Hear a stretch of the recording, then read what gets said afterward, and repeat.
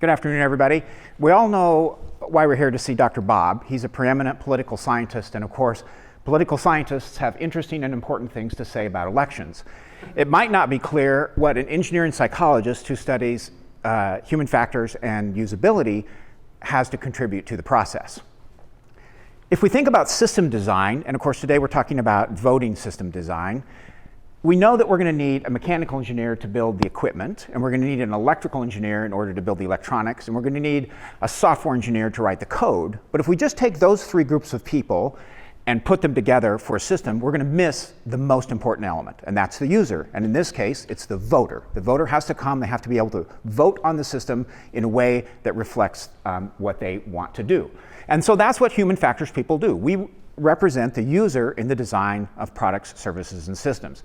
Now, usability is just a subset of that, where we try and design systems that can be used with a minimum of error in a reasonable amount of time and at least with some degree of satisfaction. In the news lately, of course, in the last couple election cycles, we've been very worried about voting system security. And everybody's been concerned. Our politicians have, the media has, and voters have been. What's interesting is if you look at in recent history, there haven't been any instances where failures in voting system security have led to altered election outcomes. On the other hand, there are numerous documented cases where failures in voting usability, voting system usability, have led to likely election changed outcomes. Now, that's not to say that election security isn't important. It's paramount. It's a necessary condition in order for me to conduct free and fair elections. So I must have that. About 20 years ago, when the United States started to move away from paper ballots towards more electronic systems, academic computing researchers got very interested in how we can create voting systems that are highly secure. And the human factors community watched this research with great interest. And what we determined was that indeed these research groups were creating systems that were essentially bulletproof from a security standpoint, but we got very concerned that maybe they didn't support the user, or they hadn't considered the user in a way that would allow people to vote easily. And so Mike Byrne and I decided that it was important that we test our hypothesis about how usable these kinds of high security systems were. And so we brought three of the most prominent research systems that were out in the field into our laboratories to test them. And so I'm going to show you some of those and then talk to you about the results for a little bit. The first system that we looked at is a system called Prêt-à-Voter out of Peter Ryan's lab. And this is not a standard bubble ballot, but it still looks reasonable. We see the names on the left and we see the boxes on the right, and so it's clear that we just check the box. Here's where it gets interesting. At this point, I'm supposed to tear the ballot in half right down this dotted line, and I'm supposed to shred this side. And so what I'm left with is a piece of paper that has little check marks on it. I take that, I scan that into a system, and then I drop those little pieces of paper that don't have any names on them into a ballot box. One of the interesting things about all three of the systems that we brought in is that they have a mechanism that allows voters to go out and check that their ballot was counted as cast after the election is over. And Prêt-à-Voter is certainly no different. And so as you leave, you get this piece of paper that has all the little check marks representing the pieces of paper that you scanned into the system. And so then you go back out, look at a computer, and the computer should look just like this. The second system that we tested was a system called Helios out of Benedetta's group. And this looks pretty normal compared to a standard electronic voting system. I see a set of names, I check my little box there, I go next, next, next as I go through all my candidates, I get a review screen, and then I press yes, those are the candidates I want to vote for, and it prints out a piece of paper that allows me then to go check my vote. This all sounds perfectly normal. The interesting thing with this system is at that point, I actually have to log out of the voting system, log back into a different system in order to cast my vote. If I stop at that point, if I stop when I get my piece of paper, no vote, right? And so this is a huge problem, as you could imagine.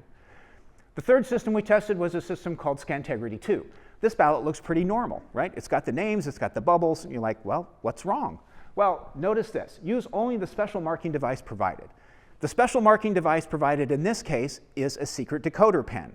And so you color each of those, and it uncovers a 3-digit sets of letters that then you're supposed to transpose onto a piece of paper in the right order.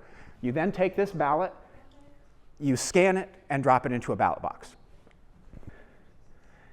You go out to the website, and this is what you see. You see all your 3-digit codes in a very specific order, and then you're supposed to match your codes with those codes.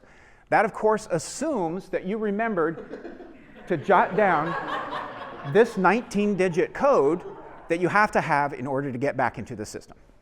So we took all of these systems, we brought them into our usability laboratories, and we tested them using our standard protocols. How'd they do? Well, one of the ways we rate usability is we look at subjective usability. We simply ask people, how usable did you think the system was using verified instruments? And 0 means completely unusable, and 100 means very, very usable. And so you can see these systems scored less well than bubble ballots in the sort of fair to poor range. The real proof in the pudding, though, is could people vote on these systems? And in this case, you see that actually no. Only between 50 and 60% of people were actually able to successfully cast a ballot, compared to our reference bubble ballot, which is at near 100%. Another interesting measure that we use to test the usability is the time it takes you to perform the task. We remember the lines from a couple years ago, and so if you have a voting system that takes a long time, I either need more voting systems or more polling stations, or I have to accept that I'm going to have big, long lines. Here you can see that these systems took substantially longer than the bubble ballot. In fact, Scantegrity took almost 2.5 times as long. And so this is a problem. As bad as these results seem, it's actually worse than what I've just described. And the reason that it's worse is that after each person voted, we asked them, did you successfully cast a ballot? And in some systems, Scantegrity 2 notably, everybody said, absolutely, I cast a ballot, when in fact only half of them did. And that's super dangerous from a human factor standpoint, because that means 50% of people walked out totally disenfranchised, believing they would have participated in the democratic process. And so we worry about this. Now, you might say, golly, can security and usability just not coexist? And so we got very worried that maybe that was the case. So with a bunch of computer scientists from across the country, including our own Dan Wallach here at Rice, we built a system called StarVote that was supposed to incorporate those two systems. And so it looks very simple. You come, you select your candidate, you get a paper ballot, and then you drop it into this smart ballot box. So how does StarVote work? How does StarVote compare? Well, you can see when I ask people about subjective usability, it scores about as well as a paper ballot. In the proof in the pudding, we get almost 100% success in people's ability to cast a vote. And it takes about the exact amount of time that it takes a paper ballot. And so this all seems pretty good. As we finished up the project, I brought my 86-year-old father down for the holidays, and I wanted to brag to him about this amazing system that we'd built. And so I brought him into my laboratory. We went down, I had him vote, and he filled it out, and he got his paper, and he dropped it in the ballot box, and he turned to me and he said, I have no idea what you do for a living. And so from a human factor standpoint, that's the ultimate compliment, because what it means is the system worked exactly as he thought it should, as it intended. He couldn't see all the work that we put into it, right? And so it's the ultimate compliment. So you can see that the design of systems has an impact on usability, but sometimes it's the ballot itself, either paper or electronic, that changes our ability to vote the way we want. And so this, of course, is the prototypical one. We all remember the butterfly ballot from the 2000 Palm Beach, Florida presidential election. This was actually done in good faith. There were a large number of candidates, and the county clerk felt that if they put them all on one side like they had in previous normal ballots, that the font would be too small. And so in order to accommodate the population, they increased the font size and made this on two sides in the butterfly ballot. The problem is now our use heuristic fails. And so normally what I would do is if I wanted to vote for the top candidate in the number 1 position, I'd press this number 1 button. If I wanted to vote for the number 2 candidate, I would press the number 2 button. But in fact, in this case, if I press the number 2 button, what I'm doing is I'm voting for the number 1 position on the right-hand side of the ballot. So Bush won the entire state of Florida by 537 ballots, but there were over 2,000 ballots more cast for Buchanan than would have been expected based on statewide averages. In 2006 in Sarasota County, Florida, in the congressional race, over 18,000 voters failed to vote in that congressional race, even though the margin of victory was only 499 votes. And the reason why is that every other race on this ballot was a single race. In this case, there were 2 races, and this has this big state marker that's blue and segregated. And so people simply viewed this as either instructions or noise and failed to note that it was there and didn't cast in that race. In 2018, the Broward County, Florida Senate race, 31,000 voters failed to cast a vote in this race, even though the victory was only about 10,000 votes. Why? Well, you've got this big long set of instructions, and there wasn't the red box around there, of course, and they just viewed this as an extension of the instructions, and so they started voting over here on the governor's race. They didn't even see that race. In 2002 in Kanawha County in Wisconsin, 12% of voters voted twice in the governor's race because they thought they needed to vote in this column for governor and in that column. And of course, if you vote twice, they invalidate your ballot. Statewide, in races where it was all in one column, only about 1% did that. Luckily, Kanawha County is pretty tiny, so it didn't impact the outcome of the election. You might recall the 2003 governor's recall race, where they did the recall, and then they had 135 candidates that you could choose from, and you can imagine trying to find your candidate. Now, we know that ballot order has a huge impact. If you're first on the list, you get more votes. And so they rearranged them alphabetically, but they only did it for each assembly district in California. So they only did it alphabetically. They only rearranged the alphabet 80 times, which means that 55 candidates never made it into the top slot. Almost 800,000 invalid ballots in this race. This is a tough ballot. Now, let's say we have perfect designers and we create ballots that everybody can use, and we use the standard bubble ballot, right? Everybody's been doing bubble ballots since grade school. This should fix everything. Well, unfortunately, paper doesn't fix it like that. If you recall the 2008 Minnesota congressional race, the race between Norm Coleman and Al Franken was very close enough that it triggered an automatic recount. The two teams, the two candidates had about 6,600 ballots that they challenged, and in the end, Franken won by 312 vote margin out of 2.8 million votes cast. So if you don't think your individual vote counts, you really should look at this race. So how are people failing in this? Well, one of the ways they fail is they make a mistake, and instead of going up to the clerk saying, I made a mistake, I want to give my ballot back and get a new one, they try and correct the mistake on the spot. And so luckily, Minnesota is an intent state, which means that when they review a ballot, they try and determine what did you mean to do, right? They don't just reject the ballot. And so in this case, it's pretty clear, right? They mark this out and they say, I really do want to vote for Coleman. Unfortunately, they initialed it, and Minnesota law says that if you make an identifying mark on your ballot, it gets rejected. And so this was rejected. Marking it out 10 times does not change how much you don't get to do it. This one's interesting. They filled out the Norm Coleman bubble completely and the Al Franken bubble completely, and it's unclear whether that stray mark is an emphasis, I really want to vote for Al, or it's a cross-out, right? So we're not sure. In this case, they started with Barkley, crossed it out, and then instead of going to the Norm Coleman button, they come down and write Norm Coleman in. Sometimes they make improper marks, and normally that's not a big problem, particularly in states where they're trying to get your intent. In this case, this person checked the box, even though interestingly they know how to fill out the bubbles here, but they checked that and that looks okay. In this case, they used the registration marks that they feed into the scanner and circled that. And that matches up with Franken, and then there was a little checkbox there.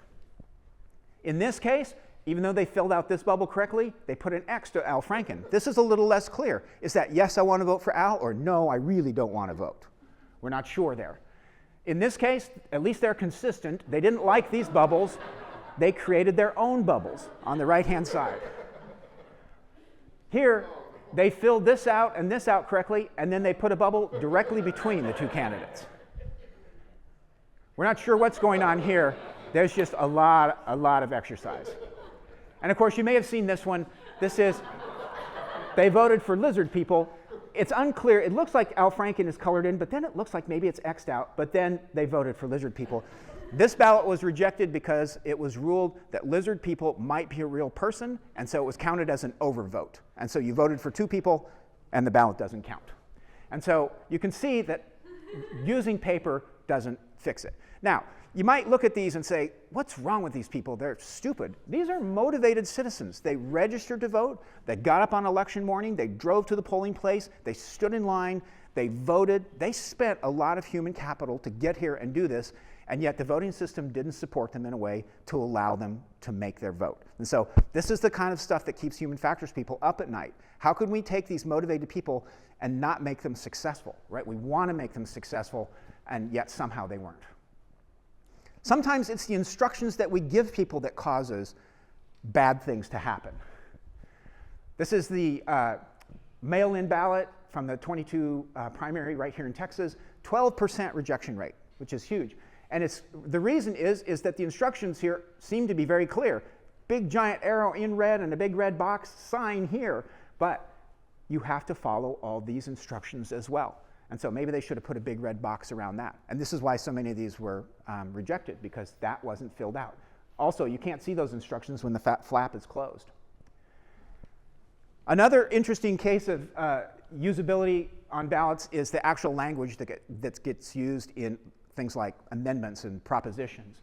And so sometimes it's intentional and sometimes it's not. You might recall this from 2015 right here in Texas in Houston when the Houston Equal Rights Amendment was back on the ballot.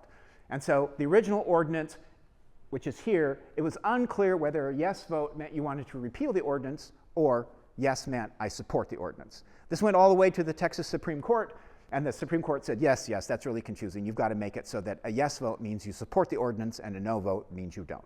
Of course, this ordinance failed. Another interesting thing is polling station usability can be changed by changing the configuration of the polling place.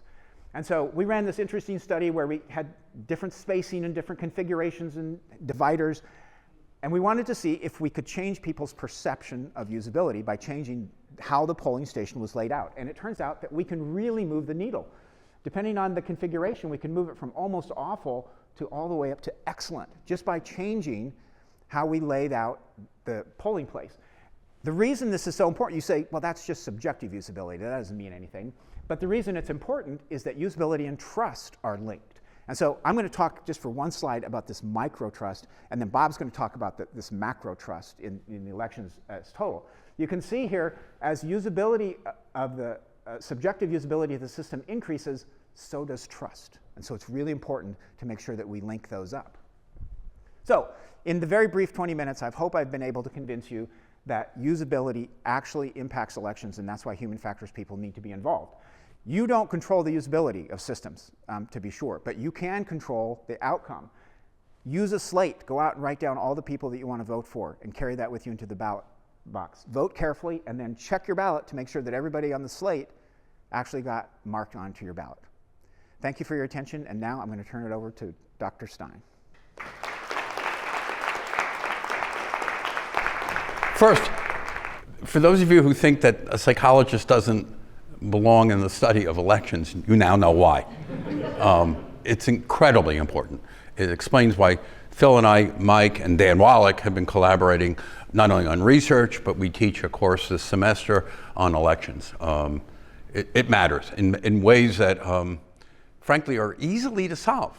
Maybe the question you want to ask is, so why do we do these stupid things all the time about laying out ballots, making it difficult for people to use ballot marking devices? My story is not about who's going to win the election. I've got that down to 2 people out of about 150 million. What it really is about is what the consequences of holding an election are and whether or not voters believe that these elections are fair and honest. So the way to think about this, I'm going to start with a definition of what is voter confidence. I'm going to show you why confidence matters. I'm going to talk about how we measure it. I'm going to talk about the state of voter confidence going into the 2024 election. I'll try to explain voter confidence, and then I'll offer an alternative explanation. Then I'll talk about repairing voter confidence and talk about an experiment that I'm doing with several other researchers right now here in Texas, particularly with the most stubborn of voters on the question of confidence. So where did voter confidence come from? My notion is elections are for losers, and I mean that not to be euphemistic, but losing candidates and their supporters must believe that elections are fair and honest. Otherwise, they will not contest elections, they will not support the election winner, and they will not support what that candidate now elected official does. So it has consequences. Where do we get this idea?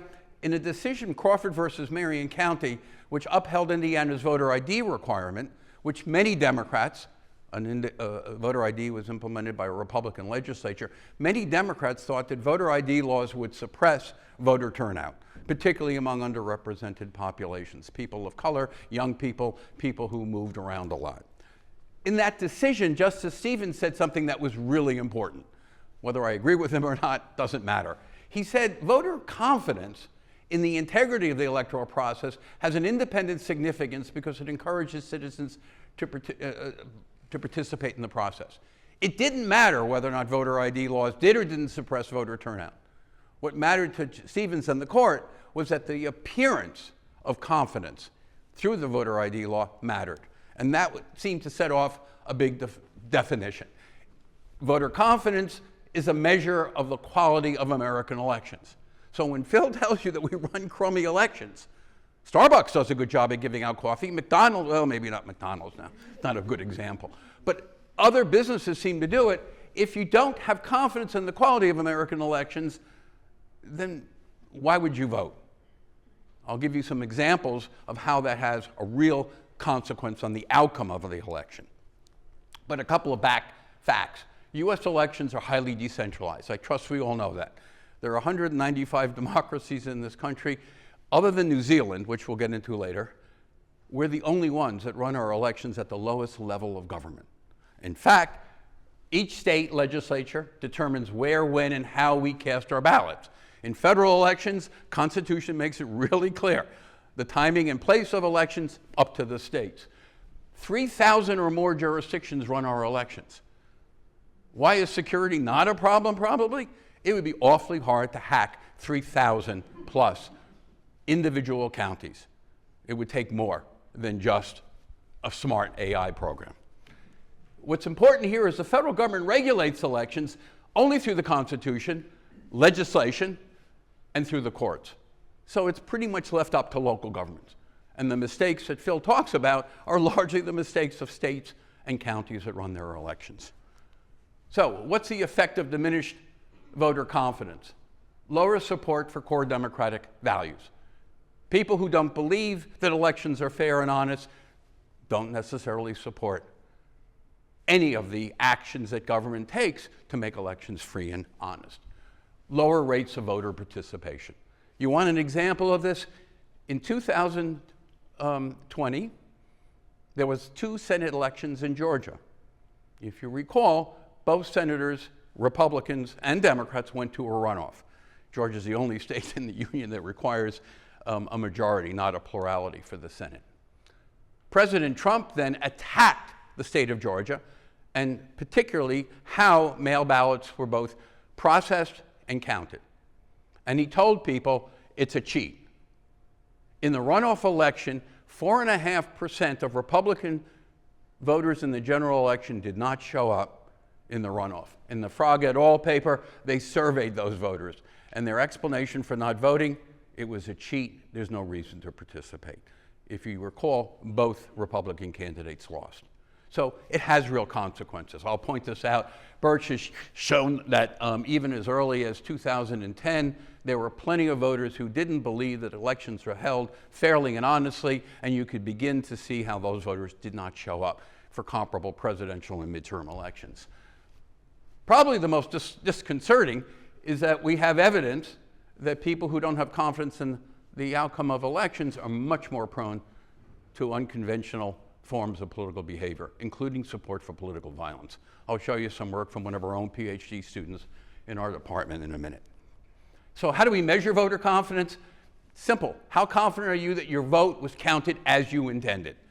So when Phil asks people, did you think your vote was counted as you intended? And they say yes, when in fact Phil has evidence in the laboratory that it wasn't, and they walk out, those are fooled voters. I'll show you later on, you can't fool a voter for very long. There are other levels of this too. How confident are you the votes in your county are counted accurately as you think those voters intended? How about your state, and how about the nation? So people have perceptions that maybe their vote in their own community or state is fine. You remember what Governor Abbott said after the 2020 election? He announced that we run the best elections in the country, the safest, most honest. A month later, he changed his mind and decided that HB3 needed, and we had to make some changes in mail-in voting, drop-off locations. If you remember, we actually had 24-hour voting and drive-through voting. He got rid of all those. So depending on the outcome of the election, on election night, he thought Texas was doing pretty well, but he thought other parts of the country or maybe other parts of the state. Remember what happened here in Harris County. The state efforts to overturn elections here led to us getting rid of our election administrator, and now we have monitors because there's some thought that Harris County doesn't run great elections. So the standard question, very confident, somewhat confident, not too, not at all. That is our measure in surveys. So these are national surveys, the MIT Election Data Science Lab. These are samples of about 10,000 voters in each election, roughly 200 per state. And you can begin to see a pattern here that's interesting. Note that people feel much more confident about their vote than they do about their county or state or nation. Notice also that they're pretty stable except, I hope I get this, I won't. You'll notice that your vote, pretty stable, but look at the blue, the nation. It's relatively flat until 2020 and 2022 when confidence in the vote of voters in the nation goes up. You might suspect what's really going on here. And yes, it seems as if there's a partisan divide. Note that among Democrats, there's always a higher level of your own vote and everybody else's vote. Republicans tend to be lower, except in what? Election years they win. 2016, and then notice what happened in 2020 and 2022. So the first obvious one to explain voter confidence, it's all about what? Winning and losing. What we call the loser hypothesis. You play a game, you lose, you don't think it's fair. Maybe. I think there are about 3 or 4 other explanations. One is the loser hypothesis. If your candidate loses, you think the election's unfair. It could be electoral competition. It could be Phil's voting experience. It could be what we call Trump's big lie, going out and telling people the election was crooked. And that might be highly correlated with electoral competition, might be also with the loser hypothesis. I'll offer another one which says it's all really about election laws, what you think is fair and which party you're in. This is a complicated one, but red is the Republican, blue the Democrats, and you see the bouncing of voter confidence. And the bouncing goes up and down depending upon whether the Democratic candidate or candidates win in those elections. It plummets in 2012 for Republicans, goes back up in 2016 when they win, and goes back down in 2020. Don't kid yourself. Democrats are not that much different. 204 to 208, it goes up. Stays up with the re-election of President Obama and goes down. Maybe not by magnitude, but Democrats are not immune to the loser hypothesis. This is a little trickier. This is competition.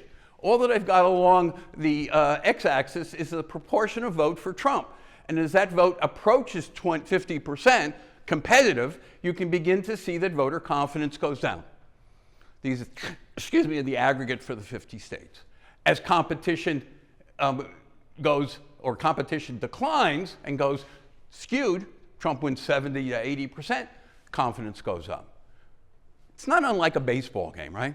If the game is 10-0 and the umpire makes a bad decision at the end of the game, it doesn't matter. But if it's 0-0 and a decision is made that the candidate is, I apologize, I keep on trying to turn off my phone. So competition for losers may make all the difference. How close have our elections been recently? Pretty close. So you put in competition, you lose, shockingly, candidates and voters who support them no longer believe these elections are fair. Phil's story. These are, again, from the same basic survey of 10,000. How long did you wait in line? If you don't wait in line very long, confidence that your ballot was counted accurately. You wait an hour or long. Good news, we run good elections. but not in, I haven't showed you the battleground states. In battleground states where turnout is high, Wisconsin, Michigan, Pennsylvania, waiting average times run around 30 minutes. In non-competitive states, not at all. And why? Where do you think turnout's higher? In competitive or non-competitive states? Highly competitive. Wisconsin, Michigan, Pennsylvania will probably exceed 65, 70% voter turnout. We might get in the mid-50s in Texas. And we're not all that uncompetitive, but no one doubts who's going to win. How about the overall quality? If people think their polling places run very well, high levels of confidence. If they think it's okay or not well or terrible, it goes down. So again, even if the veil of understanding is not high, waiting in line, having difficulty checking in, not knowing how to use the voting machines. How many of you voted on the first new electronic voting we had in Houston with thin paper and found their ballot getting crumpled? That's a problem. And not only is that a problem for you, the voter, but it slows down the line and creates problems, what we call spillovers for other people. So polling places matter. Now, there is, and this is complicated and I apologize for, which one shows the pointer? This one. Okay, good. So, Kevin Arsenault is a PhD from Rice, I can't remember, 2006. These are surveys done between October 27th and January 29th. I will go through this slowly because it's a mess, but it's important. Unlike most pollsters, which tend to do one survey, then another survey of the same people, what we call a panel, he did something different. He did 200 to 300 interviews every day between the October 27th, before the election, and of course January 29th, well after the alleged attack or insurrection, if you want to call it, at the Capitol. He asked a bunch of questions, but the one that was important here was whether you would support violence. He calls it the radicalism intention scale, but it was a justification for engaging in violent behavior because of illegal and suspicious voting. These are the support. So when you do rolling cross sections, you don't get in the surveys the bias of having interviewed somebody the day before. I can go into those details, but this is a quality survey. Let me show you what happens when you look at just Democrats. This is when Barr reports no fraud in the election. This date here is when the insurrection occurred. This is when the Electoral College certified the election. Democratic support for violent behavior actually goes up. Goes up. Republicans, the same happens about right after the Capitol insurrection. Look what happened to support for violence. Goes down. These are somewhat counterintuitive. What I'm suggesting here is a couple of things, not the least of which is that the differences in support for violent behavior between Republicans and Democrats, independents are the lowest, is not all that different, except when events occur. So the consequences of having elections and asking voters whether or not they feel violence is justified is not asymmetric. Although the people that marched on that Capitol were mostly Republicans, it remains to be seen what Democrats would have done had the opposite occurred. Now, I'm not here to say that notion of stating that they support violence leads to violence. One of my colleagues has pointed out sometimes we overstate what we might do as opposed to what we do. But these are hard numbers.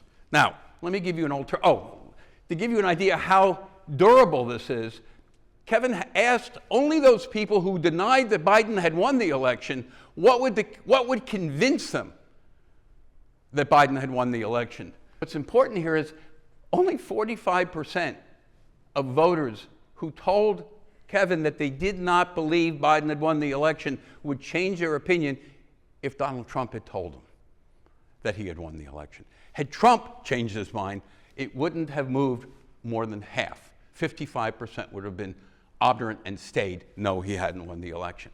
So one of the findings of this study is that when you start hearing messages about how elections are not fair and honest, it's not something you can repair real easily. And this was well after the election was over. So there's an alternative explanation that I've been working on with my colleagues, and that is we have election laws. We have procedures that presumably make elections fair and honest, just like Phil has procedures for making voting convenient, usable, and trustworthy. Republicans, however, see ballot restrictions as a means of securing the vote against fraud. Voter ID laws, signature verification on mail ballots. These are the kinds of things that Republicans presumably believe will protect the ballot. Democrats believe that voter restrictions as voter suppression. It turns out there is a tremendous overlap between Democrats and Republicans on election laws. 78% of Democrats in this country believe that a voter ID law is fine and necessary to protect the ballot. 91%, almost 92% of Republicans. Equal numbers support matching signatures on mail ballots. So one of the interesting questions is, could ballot laws increase voter confidence?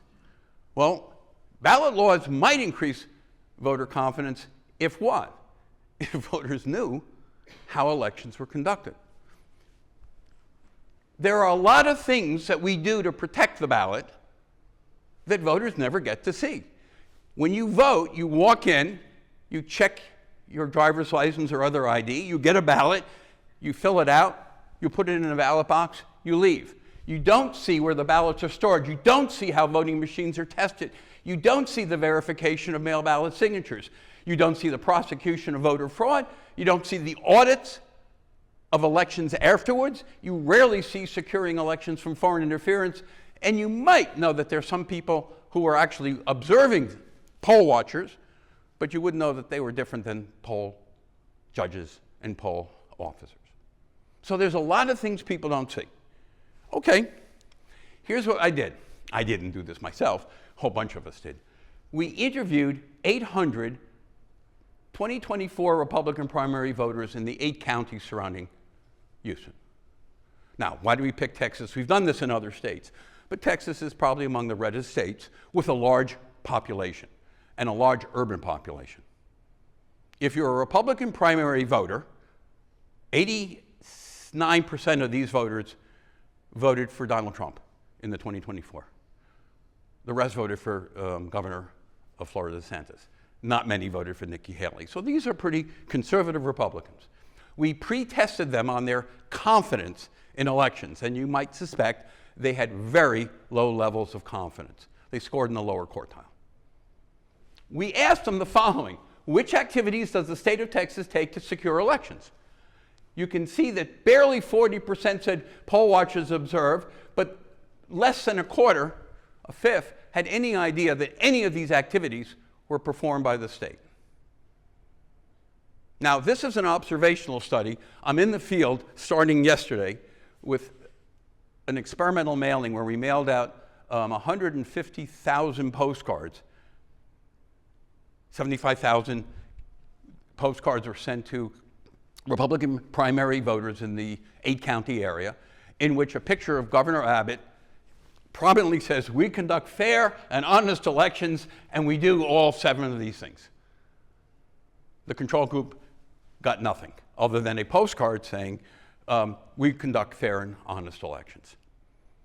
So the question becomes, could you move these voters? The experiment is still in the field. We'll be validating and interviewing these voters after to get their post-election levels of confidence, and we'll actually see whether they vote.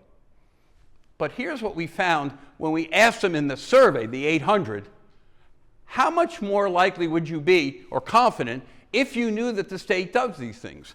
And as you can see, there's quite a bit of confidence. I'm sorry. Oh, damn. Let's see if I can do. If I go back, you can begin to see that some things will move Republican voters, and they'll move them to greater levels of confidence. In fact, the things that do make the most: prosecute election fraud. Now, how many of you read newspapers? You may remember about a month ago, Governor Abbott announced that he had done what? That he cleaned the voter list of 1 million voters over the last 4 years. And that the Attorney General, Paxson, went after a LULAC organizer for trying to harvest ballots, prosecuting. Notice what drives Republicans up. So this is not something that just Bob and his colleagues know. This is information that I think Republican candidates know. They know what will drive up confidence. They know what the consequences of low confidence are. If you don't have confidence in the outcome of the election, you don't participate. And there's every reason to think that there's real reason why Republicans are worried about Ted Cruz winning his election against Colin Howard. When you look at the surveys of supporters of Cruz, you find much lower levels of voter confidence. We'll see whether or not that shows up in the voting. The results of this experiment, but my opinion is simply this. Americans just don't have what we call a high level of civic education. They just don't know how we conduct elections. Well, if you don't know how you conduct elections or how you do other activities, there's no reason to have a high level of confidence. Throw in that competitive races, throw in that candidates and their surrogates who tell you that the elections aren't fair, it shouldn't be a big surprise at levels of confidence. Add to that poorly run elections, poorly designed ballots, poorly organized, or how should I say, configured polling locations, you've got yourself some problems. Happy to answer any questions. And I'll leave this for you want the bibliography. Thank you again.